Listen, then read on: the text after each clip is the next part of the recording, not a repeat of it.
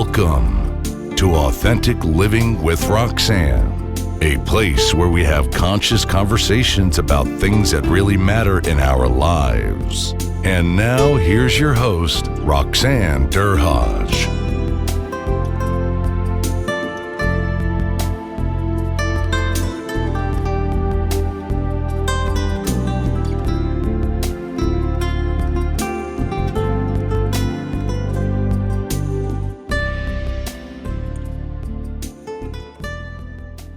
Hi, everyone. It's Roxanne Derhaj of Authentic Living with Roxanne. Thanks for tuning in again today. I have Mr. Paul Gunn. Hi, Paul. How are you doing today? I'm doing well. Thanks, Roxanne, for having me. Thanks for being on. So Paul and I recently crossed paths because we both executive contributors to Forbes magazine, and Paul is a CEO of Co-op Corp, and I ran across him because, he had written this fantastic article that really kind of struck me around empathy. And as you know, I talk a lot about authentic leadership, leading from the heart, not focusing on the bottom line, but to focus on relationships. And when I saw this piece by Paul, I really thought I'd like to chat with him and see what he's all about. So we reached out and we had a little bit of a chit chat and realized that he would come on my podcast and we can have this conversation. So let me tell you a little bit about him. Most of the bio will be in the show notes, so you can read further. He's developed a career around procurement, logistics, and supply chain. And he's skilled in with proven results as evidenced by the firms he's owned and by stellar delivery performance records of each firm. He has as a leading role in the firms he's owned. He's a servant leader, and what he's done is he led one of his former firm's largest quality management system implementations and certifications for multi-million-dollar sustainment maintenance programs for highly visible DoD and users. I don't know what DoD is, Paul. What is DoD? It's the Department of Defense here in the United States. So for anybody in defense, you're thinking, well, she really doesn't know defense, and it's so true. His previous firm was listed as one of Inc.'s fast-growing privately held firms at number 67. Mr. Gunn has held a Bachelor of Arts in Sociology, from Georgia State University, and an MBA from the University of Phoenix. And he's the founder of Water Tusk Corporation. Yes. So that's, can I say that I really, have not met many people in defense. And so I was intrigued, especially when you wrote about empathy.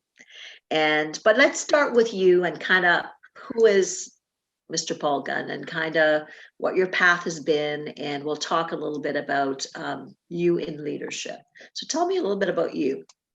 Yeah, well, thanks, Roxanne. A little bit about me. I'm a kind guy. A lot of the stuff I do is based on empathy. My brother and I started the last company when he came back from war in 2006, and we got together and said, hey, let's go ahead and try and do something together. And that was part of that previous firm. So we had success doing it and having this leadership style with working with vendors and customers based on empathy.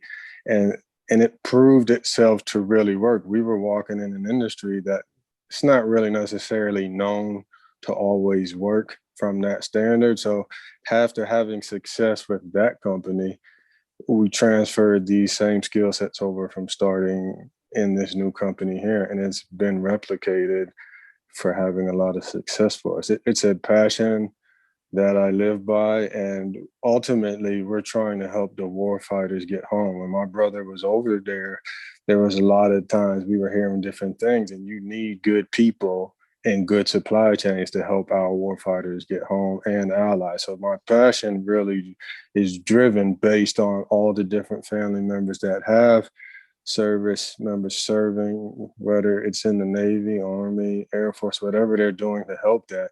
Every day I wake up whether I'm feeling tired, sad, or whatever's going on, I know somebody's out there who needs to get this material and some family member who's hoping that they have what they need to get home. It's a great honor, and I take it real seriously. But a lot of the actions that help me succeed in doing that are founded on empathy and kindness, ultimately focusing on that purpose to get our warfighters home.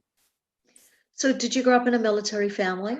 My dad was Air Force. Then he and some of my different uncles and cousins are as well. So for a large part, they are. So you really understand that whole concept of going out there and what it takes, and like you said, were you in the war, or was your brother? No, I wanted to go after into the officer, but I wasn't given the access to get in there. I think it was had plantar fasciitis in my foot, so that was what was denied when I went in as an officer. So all the time when he was out, this is the biggest piece I was looking for. I just wanted my brother to be safe, and what is it going to take for him to get home? So when he came back, that really was the mission, saying, how can we help and work together so we can help others and that we're feeling the same way I was. And it's just taken off.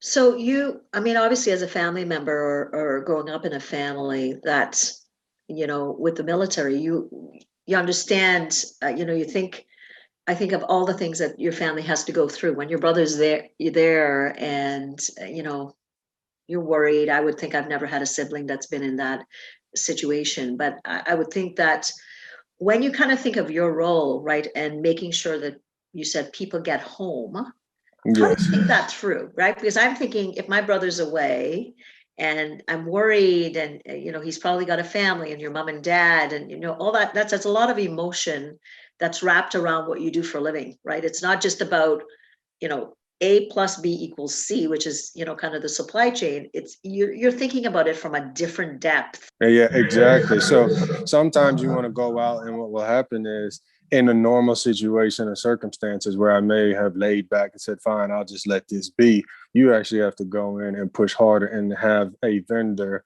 understand, look, I understand this is not the normal way you're doing it, but what this is, it requires people to get home. So can you put aside your personal feelings or however you may do different policy and make an exception here?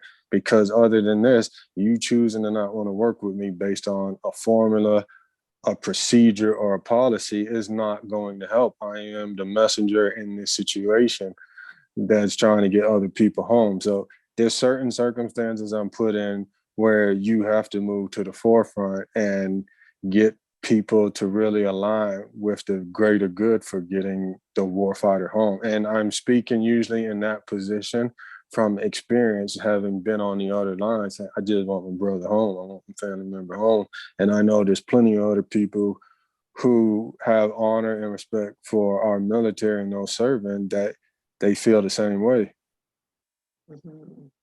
So it's deeper, right? Like, yes. So it's an outcome, but really the outcome is to get people safely home. Yes. With certain things that they might need. So give me an example of something, that you've kind of like a story you remember, like when you were trying to kind of land something. Because I can speak to that. There was a time interesting.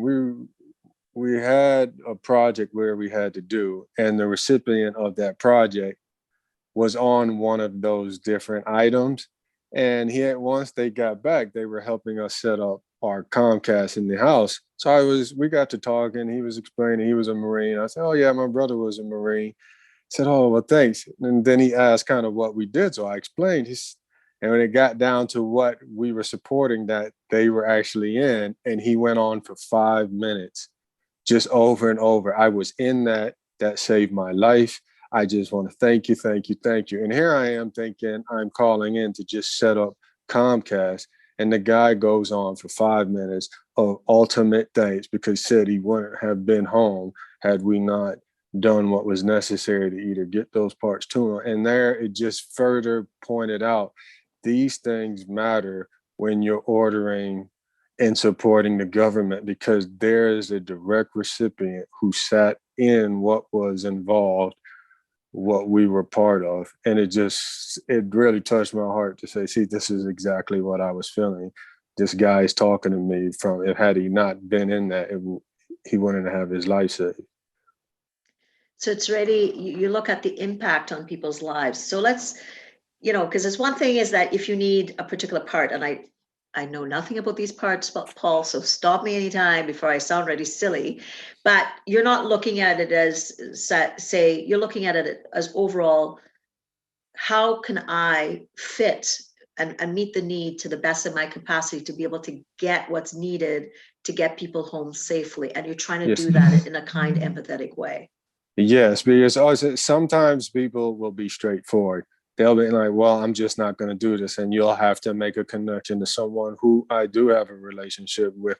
But when it does present itself to have that, I'm going in and having these conversations and making connections based on a genuine desire to, one, connect, to understand, and two, how is it going to help someone other than myself? And what seems to happen, people will align with that purpose on wanting to help others get home. Yes, yeah, they can have all the material they need and still be in situations that aren't going to save their lives. But if they have what they need, you're giving them a better chance to get home. And that is that purpose, saying that nothing's completely safe in this world, but why send someone where they shouldn't be without the things they need? So in doing that, most of my position on a desire to connect with people anyway is based on helping someone else first than it is helping myself.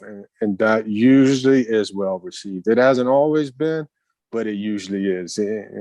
Some people just, it doesn't matter what you do or say to them. It's bottom line to some people, right? It's like, what is the price point? And that's what I'm going to stick to. And they don't make the connection between the outcome that they're looking for and maybe the back end of the house, which is getting that, maybe that plane off safely, or they're just looking at price, and you're looking at it as overall getting these families, these men or women back home so that they can reintegrate back with their families. So what I hear a lot is about your deep value for the connection that you want to create, not just well, I'm sending these particular parts at this particular point to wherever they need it in the world. You're looking at, how do we do it fairly?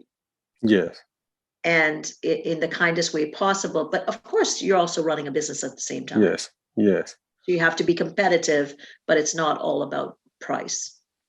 Yes, and sometimes that's collaboration. Sometimes if it goes and gets out to a point where price doesn't always make sense, people are always looking, for the most part, in business. If an opportunity fits that makes sense for them, sometimes that's collaborating with them or introducing them to somebody who aligns with their values for where they're going. So if you're going in to genuinely understand people and offer help to them, that is well received. They may not work with you or assist you on that current goal to help what I'm doing, but you're coming to the table with something towards them.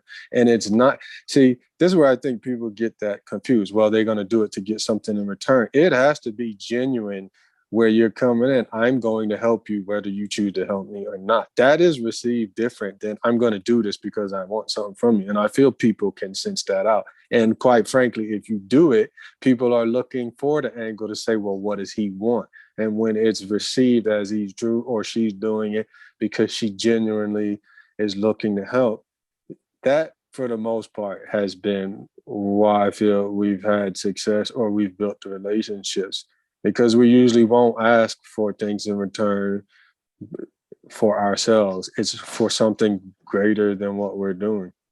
A bigger purpose Yep. in people's lives. Now, tell me, at the level that you're at, and what does empathy in business mean to you?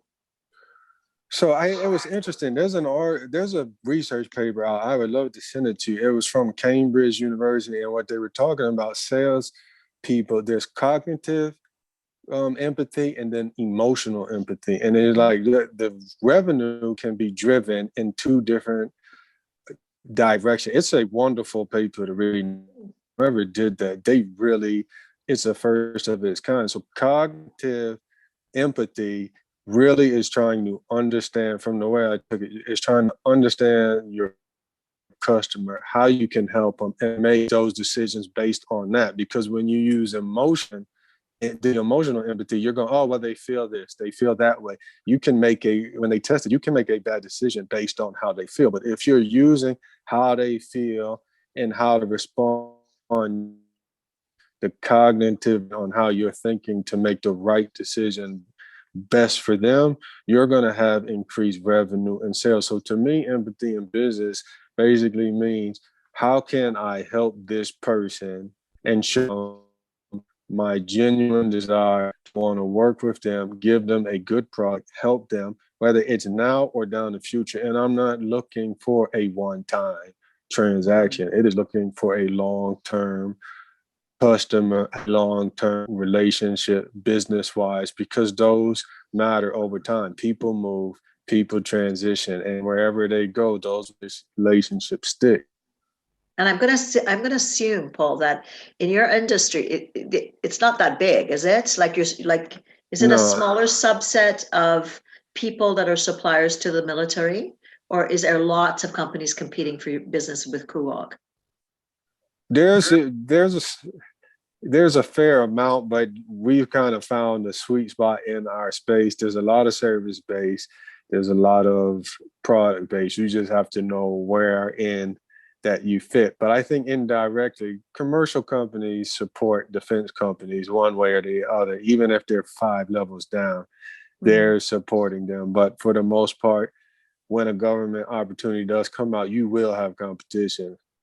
You will have it, and it's fierce because there's a tendency to work with certain firms that are already in there. Okay, to kind of with the incumbent versus looking elsewhere, kind of. So, at your level, for you to speak at this level, I think oftentimes we don't expect leaders, to be talking that way.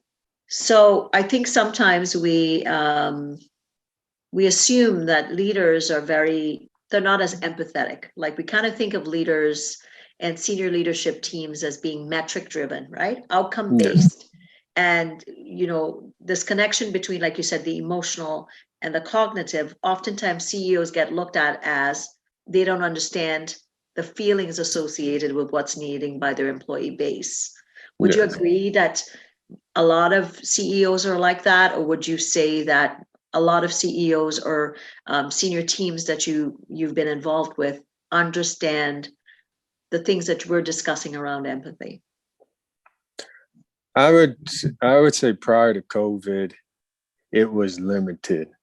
And it seems since after, it's opening people up to have a human side. I wouldn't say not all think like that, and probably the vast majority don't, especially when you get up to the large, very large businesses. So, from my experience and in my interactions, the ones that do, you make very good connections with. But yes, for the most part, up until then, they were few and far between.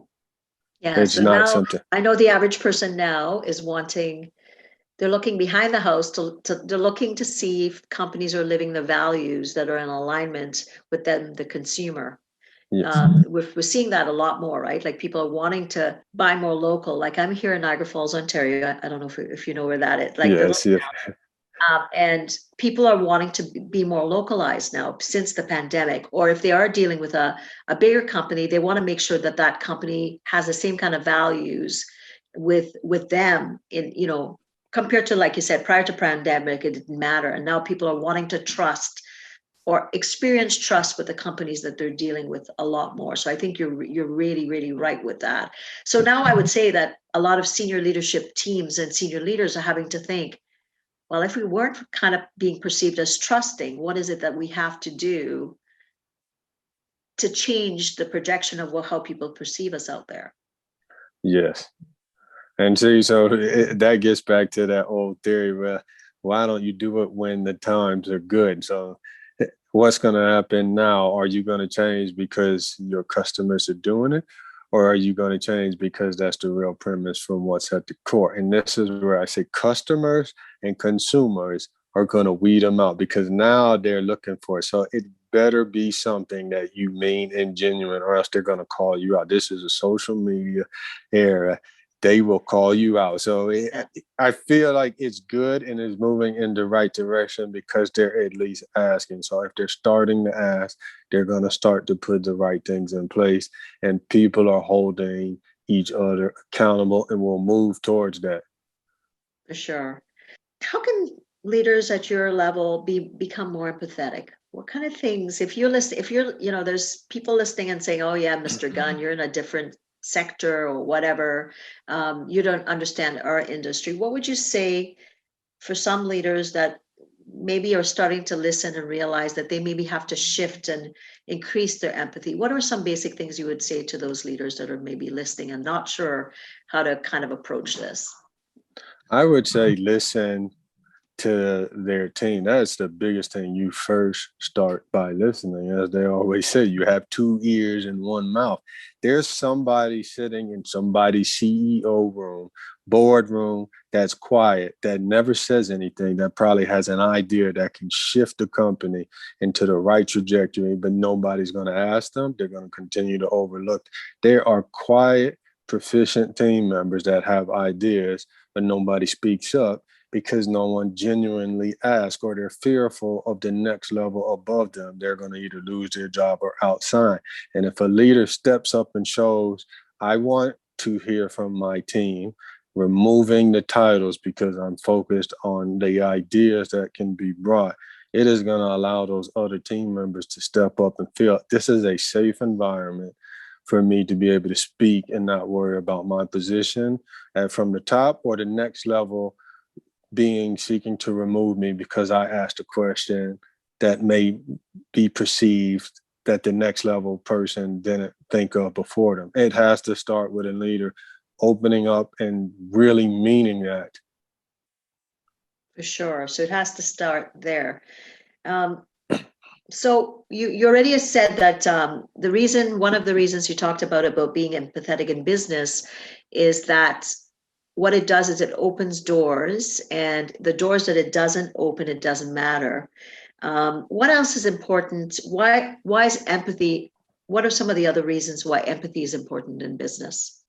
I feel it's important because if, for example, you give the ones where some of the doors won't open, I would say those on that side are being empathetic.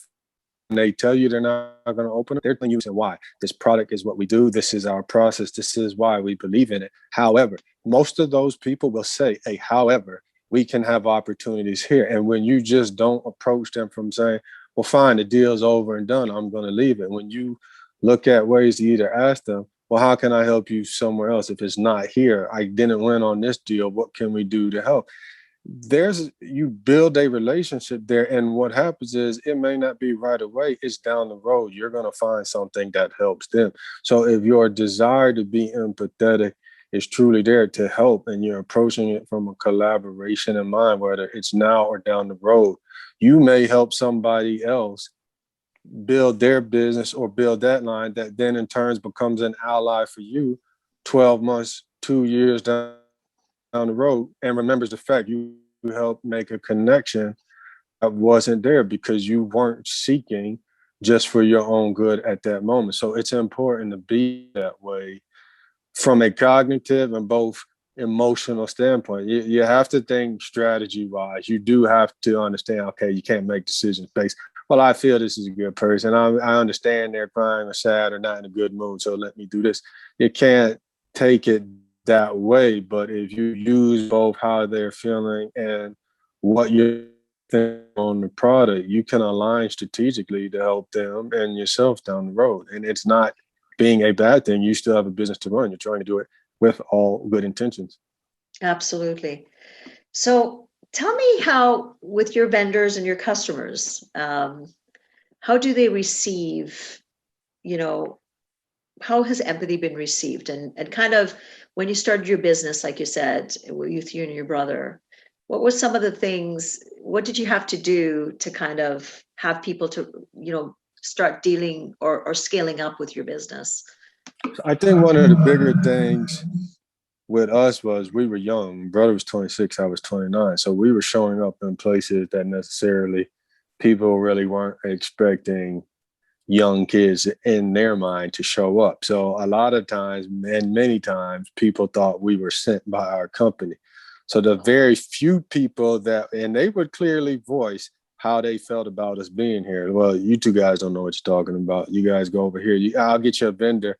And then we would later have to re-engage with them on the either ordering process, and then their story changed. They were either being nice with us and trying to act as if they were showing that empathy, but they forgot who we were. Now, at that time, the people who did show empathy, those became the firms we align with. And what we found out, those firms that did that were truly what helped us grow, because their leadership from top down acted that way. Those leaders, those firms are what helped us grow fast, because from day one, they treated us with that level of empathy, and we made sure we did everything to align with them. And what happened was that alignment, because those firms had been built and established, put some of the other firms in line to help them come on board. And as it came known, people saw us the same that they saw us as we were younger.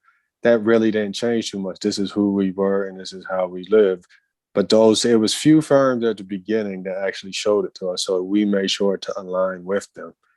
But at first, we weren't perceived as belonging, and we made a mental note of that. So when we kind of look at trust in business, right, and we look at the future of business, Paul, how do you see trust, like for companies, whether they're smaller startups or mid-size, or even companies that are scaling up? How do you think trust is going to impact us, let's say in the next, say, 3 to 5 years? I think it's a big thing. So many people have gone through hardship, but if they lost their job and they know of the excess done and had by larger executives and CEOs, I think as a mass, people want to be able to trust who they're dealing with, or at least showing to the best of their abilities, somebody's out there trying to do the right thing and making the right moves to help those and show genuine care. Nothing's perfect in the world, but it seems prior to COVID, there wasn't this mass popularity for wanting to make it known that this is how we're going to go, this is how we're going to move forward, and care for all our employees, the earth, everything is at the premise of what we do. These young kids are wise and intelligent, and they will call you out on half of this, and they're going to eventually be those that come into power and leadership roles, and somebody needs to show them that they can continue uniting and doing the good and still take leadership roles and have success. And I think that's a big gap where leaders just don't tell others, look, you can have success being like this. Mm-hmm. So if you had 3 top tips for CEOs that are listening to this, what would be 3 top tips you'd give them about running a successful business? What are some tips you would give them? I would tell them, 1, listen to your team. Identify that those quiet members who usually don't speak up in your room. Identify the workloads on when they're talking. Really actively listen.